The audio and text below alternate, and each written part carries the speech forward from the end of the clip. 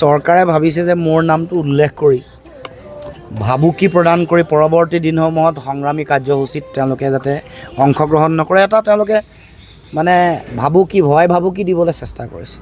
কিন্তু এটা কথা মনত ৰখা দৰকাৰ, চৰকাৰে আমি জীৱনত কেতিয়াও কোনো ধৰণৰ ভয় ভাবুকি, কোনো ধৰণৰ প্ৰৰোচনা আৰু কিনাৰ যি ৰাজনীতি তাৰ পৰা আমি সদায় বিৰোধিতা কৰি আহিছোঁ আৰু সেই সেনেকুৱা ধৰণৰ ভয় ভাবুকিৰ ৰাজনীতিক আমি কেতিয়াও আমি ভয় নকৰোঁ আৰু আমি কেতিয়াও প্ৰশ্ৰয় নিদিওঁ।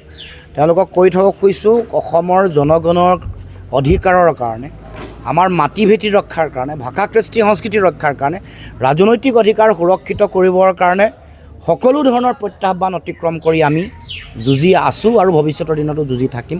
অতদিনৰ পৰা যুঁজি আছোঁ আৰু পৰৱৰ্তী দিনসমূহতো যেতিয়া এনেকুৱা ধৰণৰ প্ৰত্যাহ্বান আহিব তাৰ বিৰুদ্ধে যুঁজিম। তেওঁলোকৰ এই চাৰ্জশ্বিটত নাম তেওঁলোকে যিটো লিপিবদ্ধ কৰা যিটো কথা, এই কথাৰ যোগেদি আচলতে তেওঁলোকে এটা ইংগিত দি চাব খুজিছে, এটা পানী বোমা দলিয়াব খুজিছে। কিন্তু স্পষ্ট কথা, অধিকাৰ বিচৰা সংগ্ৰাম আৰু অন্যায়ৰ বিৰুদ্ধে ন্যায় প্ৰতিষ্ঠাৰ সংগ্ৰামত আছোঁ আৰু ভৱিষ্যতেও থাকিম। প্ৰণৱ দলে জামিনত মুক্তি লাভ কৰিছিলে, কিন্তু কৰাৰ সম্ভাৱনা আছিলে, কিন্তু সেইদিনাখনতে NSA লগাই দিছে।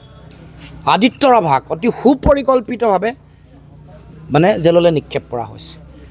ভূমিৰ অধিকাৰৰ সংগ্ৰাম, আন বিভিন্ন সংগ্ৰামত যি ধৰণে তেওঁলোকে দমন কৰিবৰ কাৰণে পুলিচ মিলিটাৰী লগাই ভয় ভাবুকি খুৱাই বন্ধ কৰিবলৈ চেষ্টা কৰিছে, সেই কোনো ধৰণৰ তেওঁলোকৰ প্ৰচেষ্টা কোনো সংগ্ৰামী জনতাই কেতিয়াও নামানে, সহ্য নকৰে।